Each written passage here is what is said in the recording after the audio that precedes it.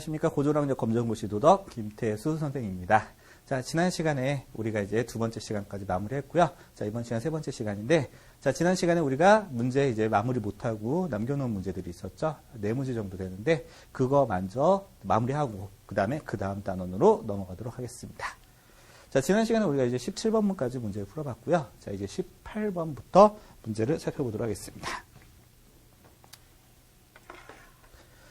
자, 희수가 자유에 대해서 지닌 관점을 가장 적절하게 표현한 것은 나왔습니다.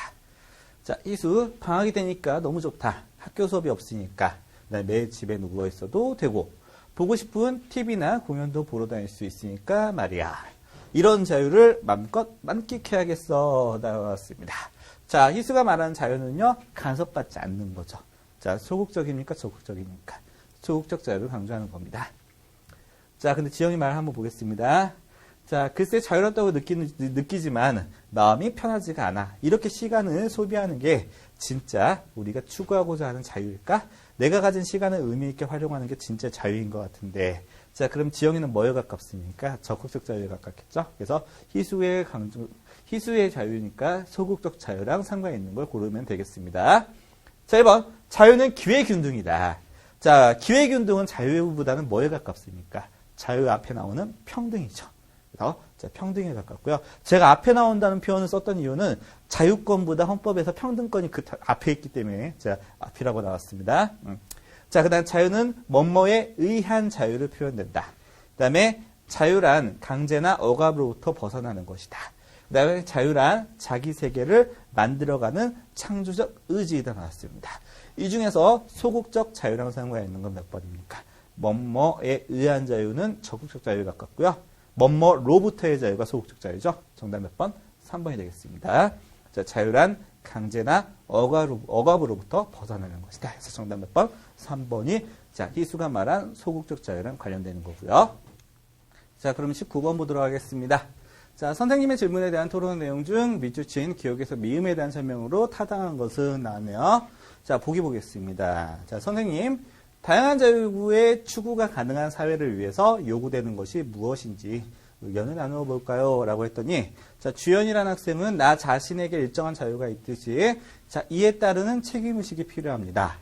자, 애찬이라는 학생은요, 자, 자기와 다른 의견이나 신념을 가진 사람도 너그럽게 받아들이는 태도를 가져야 합니다. 자, 그래서 주연이는 책임의식을 강조했고요. 자, 애찬이는 자기와 다른 의견이나 신념을 가진 사람도 너그럽게 받아들이는 태도. 나와 남이 다름을 인정할 수 있는 열린 마음, 이걸 두 글자로 관용의 자세라고 하죠. 그래서 예찬이라는 학생은 관용의 자세를 강조했습니다. 그 다음에 세연이라는 학생 보겠습니다. 자, 바람직한 민주사회가 되려면 복지사회를 추구해야 된다고 생각합니다. 자, 복지사회 나왔죠. 자, 그 다음에, 자, 리을, 좋은 사회를 만들기 위한 시민들의 정신자세가 제도 못지않게 중요하겠지요. 라고 나왔습니다. 자, 그럼 바로 볼게요. 1번. 기업, 개인은 자율적인 선택을 방해하는 요소이다.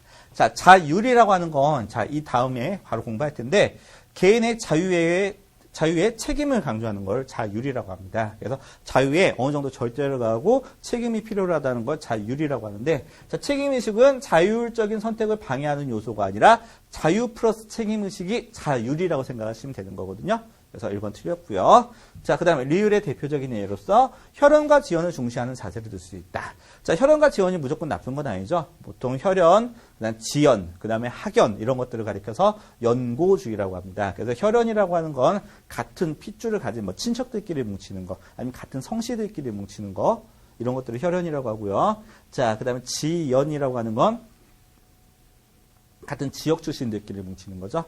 그 다음에 학연이라고 하는 건 같은 출신 학교들끼리 뭉치는 걸 학연이라고 합니다. 그래서 이 우스갯소리 이런 것들을 많이 하죠. 우리나라에서 뭐 명문대학교 나오면 그만큼 유리한 이유가 학연이 탄탄하기 때문에. 명문고등학교도 마찬가지고요. 그 다음에 또 하나 이제 뭐 이런 거, 우리나라에서 많은 성씨들 있죠. 뭐 이른바 3대 성씨라고 하는 숫자로 뭐 김해김 씨, 그 다음에 밀양박 씨, 그 다음에 전주희 씨, 이런 분들 같은 경우에는 그 성씨를 가졌다는 이유만으로 일종의 동질감을 느낄 수 있다는 겁니다. 그 세 개의 성씨를 합치면 전체 우리나라 인구 절반이 넘거든요. 그래서 이런 성씨들도 있을 수도 있고요. 혈연이 되겠죠, 이런 경우에. 자, 이런 경우에는 무조건 나쁜 건 아닌데 한국 사회에서 이걸 너무 강조하기 때문에 여러 가지 부작용을 나타낼 수가 있죠. 그러니까 한마디로 우리들끼리만 뭉치다 보니까 거기에 속하지 못한 사람들을 배타적으로 대하는 이런 부작용이 생길 수 있는 이런 것들 문제가 생길 수가 있는데 이게 무조건 좋은 건 아니죠. 그래서 시민들의 정신 자세가 이런 자세로서 들 수 있는 사례는 될 수가 없겠고요. 그다음 3번. 자, 니은은 절대적으로 옳은 의견이 있다는 신념을 바탕으로 한다. 자, 절대적으로 옳은 의견이 있다는 신념. 그러면 반대로 여기랑 나와 다른 의견이 있으면 어떻게 됩니까? 이거는 틀린 생각이라고 생각하기가 쉽겠죠. 다른 생각이 아니라 틀린 생각이라고 하기가 쉽습니다. 이런 경우에는 관용의 자세가 될 수가 없겠습니다. 그래서 3번 그래서 틀렸고요. 자, 4번. 자, 디귿은 작은 정부보다 큰 정부에서 강조되는 목표이다. 자, 작은 정부가 하는 일이 없다는 거죠. 야경 국가입니다. 자유방임주의 국가. 그 다음에 소극적 국가가 작은 정부고요. 그 다음에 큰 정부는요, 행정국가, 복지국가를 큰 정부라고 합니다. 왜? 국가의 규모가 그만큼 커질 수밖에 없죠. 하는 일이 많아지니까. 자, 그래서 복지국가랑 관련되는 거 큰 정부입니다. 정답 몇 번? 4번이 되겠습니다. 자, 그다음 22번. 다음 중 소극적 자유에 대한 설명으로 적절한 것을 2개 고르면 2개입니다. 자, 소극적 자유입니다. 뭐뭐를 향한 자유입니다. 자, 뭐뭐를 향한 자유는 뭐예요? 적극적 자유겠죠. 2번, 뭐뭐로부터의 자유. 이거는 소극적 자유가 되겠습니다. 그 다음에 외부로부터의 방해가 없는 상태이다. 이건 뭐죠? 이거는 방해가 없는 상태죠. 방해를 없애달라. 간섭하지 말아달라. 소극적 자유가 되겠습니다. 자신이 주인이 됨으로써 성립하는 자유이다. 자신의 주인이 됨으로써 성립하는 자유다. 이건 말 그대로 자유랑 상관이 있는 거겠습니다. 그냥. 그래서 정답은 2번하고 3번이 되겠습니다. 자, 마지막 문제인 것 같습니다. 자, 다음은 어느 학생이 공책에 정리한 필기 내용이다. 자, 기억에서 미음 중 옳지 않은 것은 나왔습니다. 자, 소극적 자유와 적극적 자유 나왔고요. 1번 소극적 자유. 자, 외부로부터 간섭이나 제약이 없는 상태를 자유로 규정한다. 자, 국가로부터 개인의 자유를 방해받지 않을 권리를 제시하고 있는 게 소극적 자유고요. 자, 적극적 자유라고 하는 건 소극적 자유를 구현하기 위한 전제 조건이 되는 자유이다. 바뀌었죠, 순서가. 소극적 자유가 전제 조건이 돼야 되죠. 그 다음에 자아가 자유 의지를 가지고 스스로 선택하여서 행동하는 자유이다. 이건 맞겠습니다. 그래서 이 중에서 기억, 니은, 디귿, 요요 중에서 틀린 거 몇 번이 되겠습니까? 3번이죠. 자, 키워드라고 말씀드렸죠. 자, 적극적 자유는 뭐를 전제로 한다? 소극적 자유의 존재를 전제로 한다. 자, 중요한 내용이니까 다시 한번 정리하시고요. 자, 여기까지 해서요. 자, 2번째 파트까지 마무리했습니다. 자, 이제 1단원의 마지막 파트, 개인윤리의 마지막 파트, 자, 도덕적 자율성과 도덕적 삶, 이 내용 살펴보도록 하겠습니다. 자, 이 내용의 가장 핵심 키워드는요, 자율입니다. 자, 자유에서 이제 자율이라는 개념까지 나왔는데요. 자, 자율부터 살펴보도록 하겠습니다. 자, 자율이라고 하는 건요, 자기 스스로의 이성적인 판단과 결정에 따라서 행위하고 그 행위에 대해서 책임을 질 수 있는 능력. 자유 플러스 제가 뭐라고 말씀드렸습니까? 책임이라고 했죠. 그래서 자유와 책임, 그 다음에 책임은 다른 의미로 절제 이렇게도 표현할 수 있겠습니다. 같은 용어는 아닌데 비슷하게 쓸 수 있어요. 여기서는. 그래서 자기 스스로의 이성적인 판단과 결정에 따라서 행위하고 그 행위에 대해서 책임을 질 수 있는 능력. 이걸 자율이라고 합니다. 그래서 자율은 쉽게 말하면 뭐다? 자유에다가 어떤 거? 책임을 부여한 걸 자율이라고 합니다. 그 다음에 자, 도덕적 자율성은요, 적극적 자유를 내포하고 있다. 이 말도 키워드가 되겠네요. 자, 다시 한번 말씀드리겠습니다. 자율은 뭘 내포한다? 적극적 자유를 내포한다. 자, 그러면 도덕적 자율성 확보를 위한 조건에서 첫 번째 뭐가 있어요? 자유의지가 있겠습니다. 자, 자유의지라는 거 계속 나오죠? 그만큼 굉장히 중요한 자, 단어거든요. 자, 자유의지가 없는 행위는 뭐가 아니라고 했습니까? 도덕적 행위 장애. 그러니까 도덕성을 따질 여지가 없다는 거죠.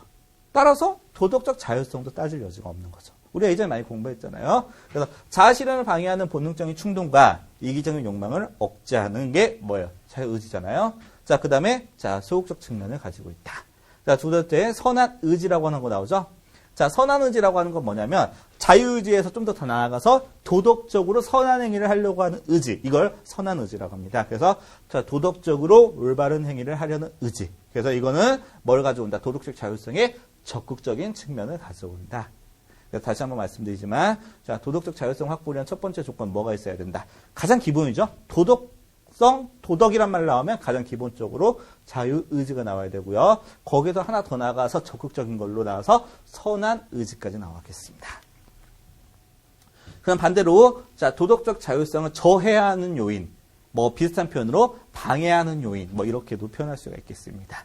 자 어떤 게 도덕적 자율성을 방해하는지 첫 번째 이기적인 욕망입니다. 자 여러분들이 우리가 흔히 섞여서 쓰는 말 중에 하나가 개인적이다, 이기적이라는 말을 같이 쓰거든요. 근데 개인적이라는 표현과 이기적이라는 표현은요, 여러분들 완전히 다른 내용입니다. 이기적이라고 하는 건요, 자신만 생각하는 거예요. 이거 이기라고 합니다. 그럼 개인주의는 뭐예요? 개인주의적이라는 거, 개인을 소중하게 생각하는 겁니다. 근데 개인주의는 나쁜 게 아니죠. 이기주의가 나쁜 거죠. 이기주의의 반대말은 뭐가 있죠? 이타주의라고 하죠. 그래서 이기적 욕망, 이건 뭐예요? 자신을 소중하게 생각하는 게 아니라 자신만을 생각하는 거죠. 자신만을 생각하다 보니까 이제 어떤 문제가 생길 수도 있습니까? 다른 사람에게 피해를 줘도 상관이 없다. 아니면 다른 사람의 피해를 주더라도 나의 이익을 취해야 된다. 이렇게 생각할 수가 있잖아요. 이런 이기적 욕망은 자, 뭘 가져온다? 도덕적 자율성을 당연히 저해하겠죠. 그냥 말 그대로 자율성만 생각하면 이기적 욕망은 상관이 없습니다. 자율성이라고 하는 건 내가 그만큼 내 이기적 욕망에 대해서 내 스스로 책임을 지면 되니까. 근데 이 앞에 도덕적 자율성이라는 표현이 들어갔잖아요. 그러면 이거는 도덕적일 수가 없잖아요. 이기적 욕망이 들어갔기 때문에. 자, 두 번째입니다. 무지와 무관심. 자, 무지라고 하는 거 저번에 문제 풀 때 잠깐 나왔었는데 무슨 단어입니까? 자, 무엇이 옳고 그른지에 관한 도덕적 지식을 갖추지 못함. 옛날에 도덕적 책임할 때 나왔죠. 그러면 무지의 상태에 있었다고 해서 도덕적 책임이 반드시 면제되느냐? 꼭 그건 아니라고 했죠. 면제되는 사례도 있겠지만 이건 반드시 면제되는 건 아닙니다. 그다음 두 번째, 관심이 없는 상태, 무관심. 이런 경우에는 도덕적 책임이 웬만하면 다 부여됩니다. 그래서 무지와 무관심 같은 경우에는 도덕적 자율성을 어떻게 할 수 있다? 저해할 수 있다는 겁니다. 그다음 세 번째, 강제된 상태죠. 자신의 의지와 관계없는 외부의 압력과 강요에 의해서 자 도덕적 자율성이 저해되는 사례들 되게 많이 있을 겁니다. 자, 그다음에 벌어지고 있는 상황에 자신의 의지를 반영할 수 없는 상태. 이거랑 뭐 강제된 상태랑 비슷한 거죠. 강제, 통제하기 힘든 상황. 이거랑 거의 비슷한 건데 자, 강제라고 하는 거랑 통제하기 힘든 상황은 약간 차이가 뭐냐면 강제는 외부의 강제에 의해서 내가 어떤 행위를 하는지 알면서도 하는 게 보통 강제고요. 그 다음에 통제하기 힘든 상황은 그냥 내가 이제 내 스스로 제어할 수 없는 상태에서 하는 행동들 있잖아요. 이건 외부의 강요는 없고 대신 뭐 저번에 문제에서 나왔듯이 뭐 물에 쓸려간다거나 아니면 중심을 잃고 넘어진다거나 이런 상황들이 보통 나오는 게 통제하기 힘든 상황입니다. 자, 벌어지고 있는 상황이 자신의 의지를 반영할 수 없는 상황을 통제하기 힘든 상황이라고 하고요. 이런 경우에는 자, 도덕적 자율성을 약화시키는 이런 요인들이 되겠습니다. 자, 그러면 어떻게 도덕적 자율성의 실현을 위해서 노력을 해야 되는지 첫 번째 볼게요. 자, 이성의 명령에 따르는 자율적 존재임을 스스로 자각해야 된다는 거예요. 자, 어떤 경우가 있기 때문에 이런 게 가능한 겁니까? 여기 나오는 뭐 강제된 상태 이런 것들에 대해서 좀 더 자율성을 높여주는 상황이 되겠죠. 그래서 이성의 명령에 따르는 자율적 존재임을 자각해야 한다. 스스로 본능이 아니라 나의 이성에 의해서 생각할 수 있고 나의 이성에 의해서 행동할 수 있는 존재, 이런 인식이 있어야 된다는 거고요. 그 다음에 이성에 의한 본능 및 욕망을 제어할 수 있어야 된다는 거죠. 자, 사람이 본능이나 욕망을 제어하지 못해서 비도덕적인 행동들을 하는 경우가 되게 많이 있잖아요. 자, 여기 나오는 이기적 욕망을 억제하지 못해서 마지막 도덕적 자율성을 저해시키는 거 아닙니까? 그래서 이런 것들을 보완시키기 위해서는 이성에 의한 본능 및 욕망을 제어하는 이런 능력을 갖춰야겠고요. 자, 스스로 올바르게 판단하여 결정할 수 있어야 된다. 남이 시켰다고 해서 무의식적으로 받아들여서 하는 행동들이 이런 거 많이 있잖아요. 예를 들어서 뭐 옛날 군사정권 시절에 상관이 시켜가지고 사람들 잡아다가 고문을 했어요. 허위 자백을 받아냈어요. 이런 경우에는 나는 그게 상관이 시켰기 때문에 아니 국가를 위한 충성인지 알고 했었다. 라는 사람도 있지 않습니까? 이런 경우에는 뭐가 없는 거예요? 이 능력이 없는 거죠. 스스로 올바르게 판단하여 결정. 이거 못했던 겁니다. 그 다음에 도덕적 책임에 대해서 수반되는 책임인식. 자, 자율이라고 하는 건 뭐라고 했어요? 자유 플러스 책임이라고 했잖아요. 자, 자유와 책임이 합쳐지는 걸 자율이라고 하는데요. 따라서 도덕적 책임이 반드시 수반되어야 되겠죠. 자, 그래서 자율성을 보완시키기 위해서 반드시 갖춰야 될 능력이 있습니다. 자, 여기에 보통 다 같이 해당되는 거겠죠? 자, 같이 갖춰야 될 내용이 자, 시험에 아주 많이 나올 겁니다. 앞으로 옆에다 정리해 놓으시고 중요 표시를 해놓으세요. 이걸 할 줄 알아야 돼요. 비판적 사고를 할 줄 아셔야 됩니다. 자, 생각을 하는데 이게 과연 맞을 것인지 한번 생각해보고 생각을 하는 비판적 사고 능력을 갖춰야 됩니다.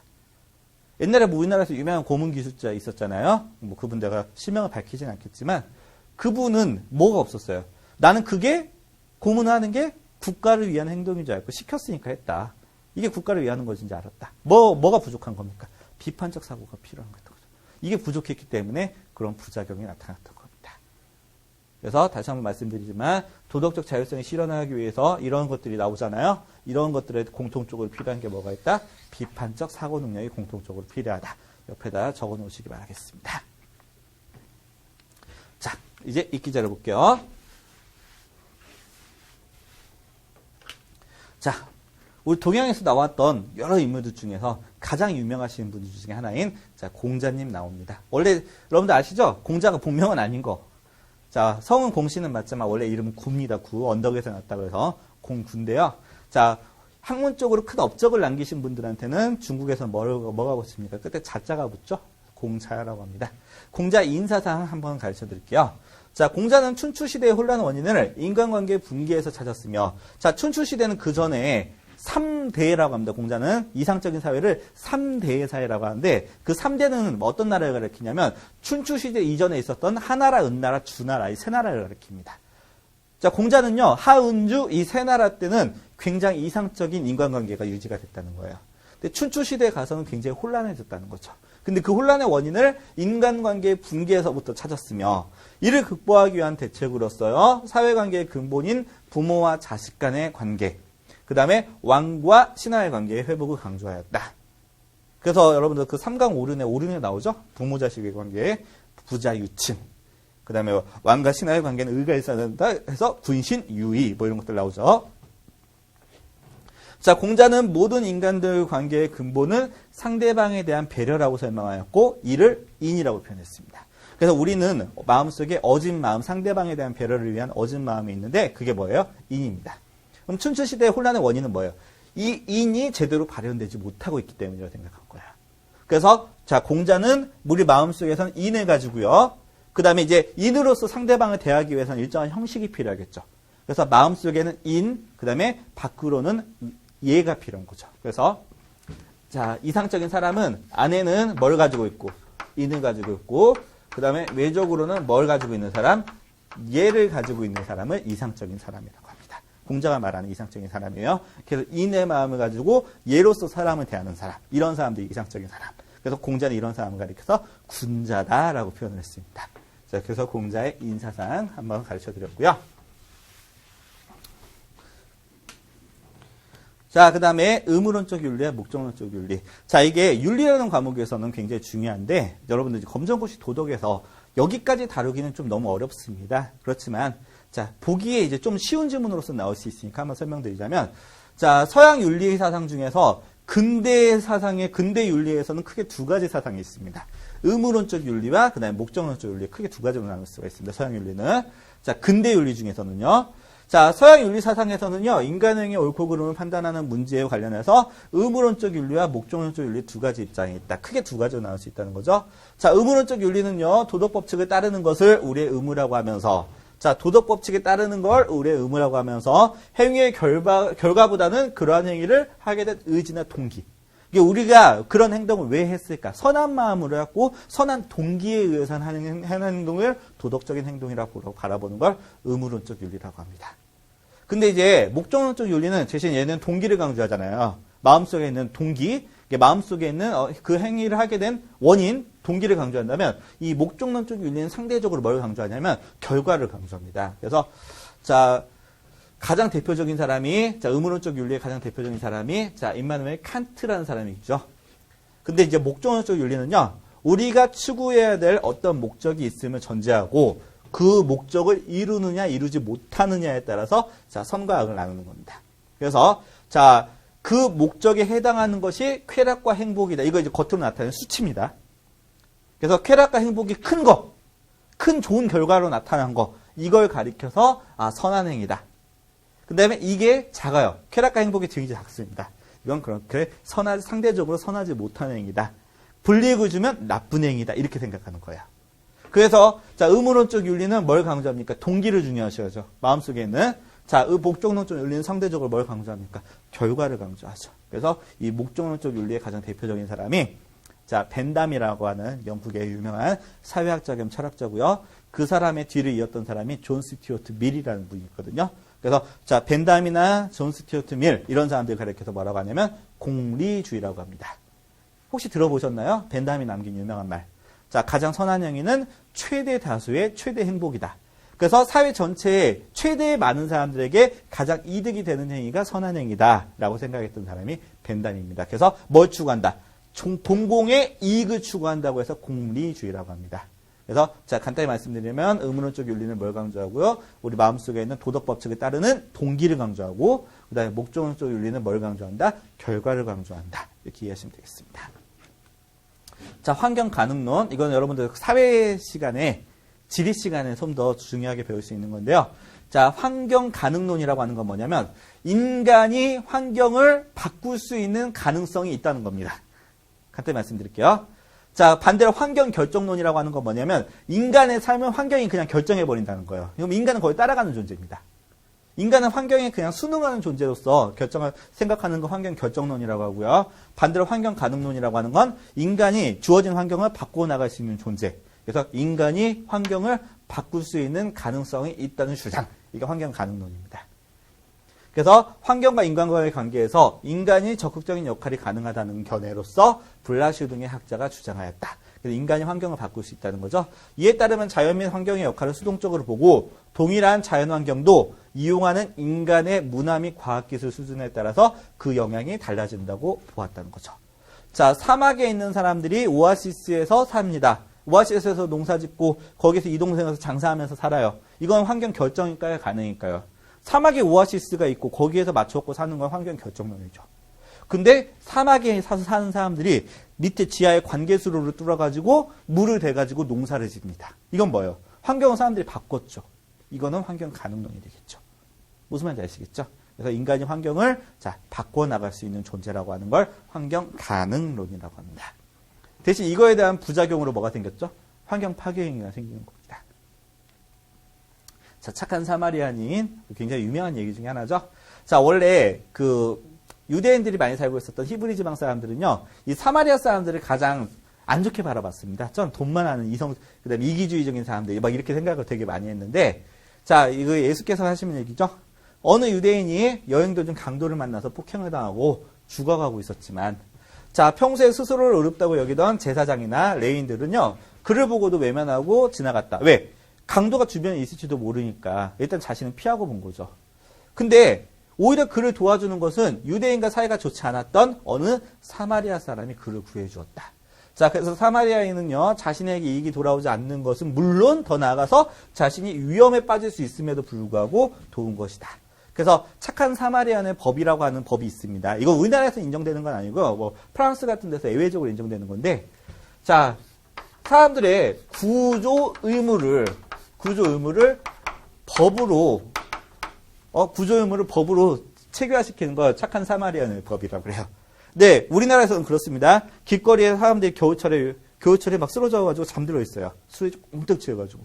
이런 경우에는 굉장히 위험해질 수 있잖아요. 그래서 만약에 착한 사마리아인의 법이 있는 나라 같은 경우는 그냥 지나가면 처벌받아요. 근데 우리나라에서는 그런 구조 의무는 아직까지는 없기 때문에 이게 법으로서 정해지지는 않았습니다. 근데 내가 막 경찰이야. 아니 내가 소방관이야. 이럴 땐 그냥 지나가면 안 되죠. 아니 제가 아파트 경비원이야. 근데 아파트에 사람이 쓰러졌고 자고 있어. 이런 경우는 그냥 지나가면 안 되겠죠. 그런 분들은 구조 의무가 있으니까. 그래서 착한 사마리아인의 법인 구조 의무를 법으로 하느냐 안 하느냐. 우리나라에서 아직 안 하고 있습니다. 그래서 착한 사마리아인 무슨 뜻인지 알겠죠? 인간의 본성에 의해서 그냥 다른 거 따지지 않고 그냥 열심히 사람들 구해주는 이런 걸 가리키는 겁니다. 여기까지 했고요. 여기 이제 핵심 체크는 다 했기 때문에 바로 이제 실력 확인 문제로 넘어가도록 하겠습니다. 1번 볼게요. 도덕적 자율의 세계에 대한 설명을 적절한 건 나왔습니다. 자, 진정한 의미의 자유는 나와 나를 둘러싼 세계에 대해서 바르게 판단하고 스스로 행위의 주체가 되었을 때, 자, 스스로 행위의 주체가 되었을 때 이 주체란 말과 자유란 말, 자율이란 표현이 굉장히 한 세트로서 많이 나옵니다. 자, 주체가 되었을 때 비로소 누릴 수 있다. 자, 도덕적 자율의 세계는 이러한 자유의 의미를 함축하고 있는 세계이다. 그럼 1번, 2번, 3번, 4번 보겠습니다. 자, 명령과 복종의 주체가 모두 자기 자신이다. 욕망의 명령에 따라서 이성을 스스로 지배한다. 욕망은 그다음 자신의 행동의 결과에 따라서 무책임한 태도, 그다음에 자, 보편 타당한 규범에 따라서 비이성적으로 행동한다. 자, 여기서 자율과 상관이 있는 거 정답 몇 번이 되겠습니까? 1번이 되겠죠. 그래서 항상 자신의 주체성을 강조하는 게 자율이라는 단어입니다. 자, 2번 보겠습니다. 자, 다음 글이 가리키는 거 나왔어요. 스스로 옳고 그름을 판단하고 행동할 수 있는 능력. 그 다음 외부의 압력이나 타인의 권위에 의존해서 옳고 그름을 판단하지 않으며, 자, 모든 사람들이 동의할 수 있는 도덕 원리에 의해서 옳고 그름을 판단하고 행동하는 능력. 뭡니까? 자율이랑 상관있는 거죠. 1번 비판적 사고, 2번 자기 결정 능력, 3번 역지사지 능력, 4번 도덕적 자율성. 정답 몇 번? 4번이 되겠습니다. 만약에 공부를 안 하고 공부하신 분들 같은 경우에는 바로 문제 풀면 2번하고 4번하고 헷갈릴 수가 있겠죠. 정확한 단어의 의미를 아셔야 되겠죠. 그러니까 자, 정답 몇 번? 4번이 되겠습니다.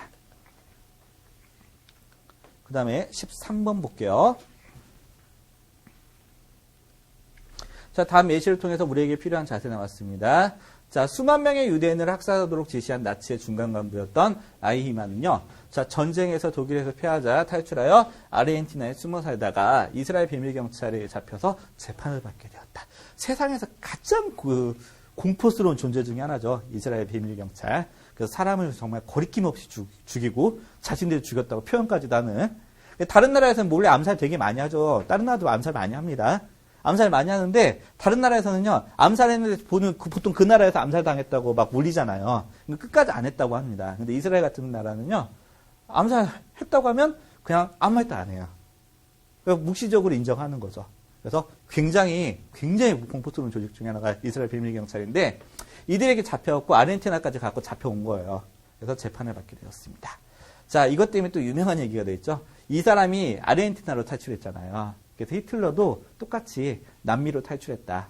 이 사람이 이제 잠수함 타고 탈출했거든요. 이게 히틀러도 겉으로는 자살한 척하고 실제로는 탈출했다. 해서 브라질의 밀림 속에서 살고 있다. 이런 얘기도 굉장히 많이 나왔습니다. 이 사람 때문에. 자, 이스라엘 사람들과 세계 양심 있는 사람들은요, 그에게 중형을 선고해야 된다고 소리를 높였다. 자, 그러나 그는 자신이 범죄를 저지른 것이 아니며 단지 양심에 따라서 윗사람의 명령을 정확히 행동에 옮겼을 뿐이라고 주장하였다. 자, 심지어 그는 재판에서 명령받은 일을 하지 않았다면 양심의 가책을 느꼈을 것이라면서 자신은 규칙과 명령을 성실하게 수행하기 위해서 노력한 보통의 사람이라고 주장하였다. 이 사람이 뭐가 부족한 거죠? 2번입니까? 인권 존중이 부족해서 사람 죽인 거예요? 아니죠. 상관들의 명령이라고 할지라도 내가 이 명령에 따라야 되는 이런 하급 관리자라고 할지라도, 자, 이게 과연 맞는 것인지 한번 생각해 볼 수 있는 능력, 비판적 사고가 부족했던 거죠. 정답 몇 번? 4번이 되겠습니다. 자, 그 다음 23번 볼게요. 자, 도덕적 자율성을 저해하는 요인이라고 볼 수 없는 거 나왔습니다. 아까 나왔던 거죠. 강제됩니다. 자, 그 다음에 이기적 욕망 맞죠? 자, 통제하기 힘든 상황 되죠. 근데 관용의 자세는 저해하는 요인이 아니라 오히려 높여주는 요인이 되겠습니다. 자, 관용이 뭐라고 한다고 했죠? 자, 나와 남이 다룰 수 있음을 인정할 수 있는 자세. 이런 열린 자세. 이거 관용이라고 합니다. 자, 이게 도덕시험에 굉장히 많이 나오는 단어입니다. 뭐 중졸, 고졸 굉장히 많이 나와요. 관용이라고 하는 거. 그만큼 제가 이런 생각을 합니다. 우리 한국 사람들이 다른 나라 사람들, 다른 문화권에 비해서 굉장히 부족한 것 중에 하나가 뭘까라고 생각했을 때 이 관용의 자세라고 생각합니다. 굉장히 좀 배타적이죠, 한국 사람들이. 그래서 이 관용의 자세가 좀 더 한국 사회에 많이 필요하지 않나 이런 생각이 들어요. 자, 그 다음 문제 보겠습니다. 자, 24번이에요. 자, 도덕적 자유를 실현하기 위하여 필요한 태도를 옳지 않은 거 나왔습니다. 자, 우리 모두가 이성의 명령에 따르는 타율적 존재임을 자각한다. 이성의 명령에 따르는데 명령에 따른다고 해서 전부 다 타율적 존재는 아니죠. 이성의 명령을 누가 내립니까? 자신이 내리잖아요. 그래서 첫 번째, 자, 이성의 명령에 따르는 자율적 존재이면 맞죠. 근데 타율적 존재니까 틀렸고요. 그 다음에 두 번째, 이성적 존재로서 스스로 올바르게 판단하는가 이걸 가리켜서 뭐라고요? 자율적 존재라고 하는 거죠. 그 다음에 자, 도덕적 자율에는 책임이 뒤따른다. 자, 자율이라고 하는 건 뭐라고 했습니까? 자유 플러스 책임이라고 한다고 했죠. 그래서 자율에는 책임이 뒤따른다는 사실을 자각한다. 스스로 깨닫는 거죠. 스스로 깨닫는다. 자각한다. 자, 3번도 맞고요. 자, 이성의 명령에 따라서 욕망을 스스로 지배할 수 있어야 된다. 이거 맞는 거죠. 순서가 바뀌었습니다. 욕망이 이성을 지배해서 명령을 내리면 이건 자율이 아닌 겁니다. 근데 이성의 명령에 따라서 욕망을 스스로 지배할 수 있어야 된다. 그래서 이게 보통 우리나라에서 지배라는 표현이 좀 안 좋게 쓰이다 보니까 이거 가지고 지배한다니까 나 잘못된 표현이구나 해서 틀릴 수도 있겠죠. 정답은 옳지 않은 거 몇 번이 되겠습니까? 정답은 1번으로서요. 뭐 제가 풀으니까 쉬워 보이지만 여러분들 스스로 풀면 굉장히 좀 어려운 문제입니다. 검정고시에서 이 정도 나왔으면 용어가 어렵죠. 명령에 따르니까 타율 그렇듯하잖아요. 그 다음에 이성의 명령에 따라서 욕망을 스스로 지배라는 표현 굉장히 좀 안 좋은 표현 같아 라고 생각할 수 있지 않습니까? 정답은 여기서 몇 번? 1번이 되겠습니다. 자, 그 다음 28번 보겠습니다. 자, 다음 이야기 학생들이 쓰레기를 치운 이유로 가장 적절한 거. 예전에 전 세계를 깜짝 놀라게 했던 사건 중에 하나죠. 자, 사람들이 흩어지기 시작하였다. 비어가는 광장은 온통 종이 조각과 플라스틱 빈병, 먹고 남은 음식 찌꺼기 등으로 마치 폐허가 된 전쟁터처럼 보였다. 자, 저절로 눈살이 찌푸려졌다. 그때 저쪽에서 학생들이 종이 조각과 빈병, 그 다음에 음식 쓰레기 등을 비닐봉지에 담는 모습이 보였다. 자, 반가운 마음에 달려가 어떻게 이런 일을 하게 됐냐고 물었다. 그랬더니 우리가 어지럽혔으니 우리가 치우는 거예요. 당연하잖아요. 우리가 치우지 않으면 누가 치우겠습니까? 라고 했습니다. 자, 이 학생들이 치운 이유를 가장 적절한 거 누가 시켰습니까? 아니죠. 내 스스로 어지러운 거니까 내 스스로 치우겠다. 내가 뭐가 되는 거예요? 주체가 되는 거죠. 그래서 나의 이성에 의해서 사고를 했고 그 사고에 따라서 결론을 내렸습니다. 치우자고. 1번 경제적 보상. 치우고 나서 돈 받았을까요? 타인의 칭찬? 있을 수도 있죠. 그 다음에 3번 충동적 욕구. 그 다음에 4번 도덕적 자율성. 이 중에서 도덕적 답은 몇 번입니까? 4번이죠. 헤이 2번일 텐데요 라고 할 수도 있겠지만 그건 문제의 답으로서는 적절한 건 아니잖아요. 혼자만의 생각이지. 정답 몇 번? 4번이 되겠습니다. 진짜로 옛날에 2002년 월드컵 길거리 응원 같은 거 했을 때는요, 그때 우리나라가 그렇게 애국심이 막 들끓어서 이런 경우가 많이 보였습니다. 그래서 그때 이제 독일하고 3, 4위전을 우리나라 준결승전에서 독일이랑 했는데 되게 재밌던 사례가 공중도덕 잘 지키는 전 세계에서 거의 탑을 달리는 나라가 독일이잖아요. 근데 독일 사람들이 우리나라랑 같이 응원하고 나서 이 모습을 보고 깜짝 놀란 겁니다. 독일 사람들도 그렇게 공중도덕은 잘 지키지만 뭐 축구 경기장에서 응원하고 나서 이런 때는 막 쓰레기 날라다니고 막 의자 부서져 있고 막 그런데요. 근데 그때도 한국 사람들이 독일한테 졌음에도 불구하고 이렇게 자발적으로 다 뒤처리 다 하고 그다음에 응원 다 하면서 그다음에 독일을 응원하는 사람들까지 같이 어깨동무하면서 같이 춤춰주고 이런 모습 보면서 사람들이 굉장히 독일 사람들이 와 여기 굉장히 선진국이구나라는 생각을 했다고도 합니다. 자, 그 다음에 마지막 문제입니다. 자, 다음 대화에서 배려에 대한 올바른 생각을 갖고 있는 학생들을 바르게 짝지은 것은, 자, 보기 아름. 자, 친한 친구가 공경에 빠졌을 때는 친구이기 때문에 무조건 그 친구 편이 되어서 이해하고 공감해 줘야 된다고 생각해. 아름이 뭐가 부족하죠? 비판적 사고가 부족한 거죠. 그 다음에 자, 나는 그렇게 생각하지 않아. 친구가 처한 상황을 정확하게 인식해서 적절하고 합당하게 감정을 표현해야 돼. 이건 비판적 사고를 한 거죠. 그때 발음이라는 친구는 뭐라고 말했습니까? 친한 친구인데 너무 냉정한 거 아니니? 배려는 눈꽃만큼도 없는 태도라고 생각해. 자, 배려라는 건 아름이 말처럼 그 친구를 이해하고 그 친구 편이 되어주는 거잖아. 이해까지는 맞는데 무조건적인 편은 아니죠. 그 친구를 이해하려고 노력하는 것까지는 맞는데 무조건 그 친구 편이 되는 건 아니죠. 자, 이 사람이 만약에 그 친구가 보편적인 도덕 원리를 위반했습니다. 이런 경우까지 응원해 줄 수는 없잖아요. 자, 그래서, 자, 발음이 같은 경우에는, 자, 얘도 마찬가지로 뭐가 없는 겁니까? 비판적인 사고 능력이 부족한 거죠. 자, 그랬더니, 그건 문제가 있지 않을까? 만약 친한 친구가, 여기 나오네요. 자, 보편적 도덕 원리를 어기고, 그로 인해 공경에 처해 있는 것이라면, 자, 다른 태도를 보여야 한다고 생각해. 자, 이 중에서, 자, 배려에 대해서 올바른 생각을 가지고 있는 거. 이제 문제의 포인트는 배려도 될 수가 있지만, 자, 배려를 판단을 할 때 어떤 능력을 가지고 있느냐. 비판적인 사고 능력을 갖추고 있느냐가 또 하나 포인트가 될 수 있겠습니다. 자, 그러면 아름다운 발음 고운 중에서 자, 비판적 사고를 가지고 있는 사람은 누굽니까? 다운이랑 그 다음에 고운이 되겠습니다. 정답 몇 번? 4번이 되겠습니다. 자, 이렇게 해서요. 대단원 1단원 전부 다 봤고요. 그 다음에 문제까지 싹 풀어봤습니다. 자, 여러분 어때요? 수업 한번 듣고 나서 문제 한번 풀어보고 나니까 시험에 뭐 나올지 대충 보이실 겁니다. 모르시면 다시 한번 또 들으셔야 돼요. 아시겠죠? 그래서 자, 제가 여러분들께 수업을 해주는 가장 대표적인 이유는 시험에 나올지 뻔히 알려드리는 겁니다. 뭐가 어떻게 나오는 건지. 그래서 수업 한번 듣고 나서 문제 한번 풀어보고 나면 아, 시험에 이게 나오겠구나 느끼셔야 되고요. 만약 느끼시지 못하셨으면 아직 공부가 부족한 겁니다. 자, 다시 한번 반복해서 들어주시고요. 자, 여기까지 해서 1단원 마무리하고 다음 단원 2단원 이제 사회윤리 파트로 여러분들 찾아뵙도록 하겠습니다. 자, 수고 많으셨습니다.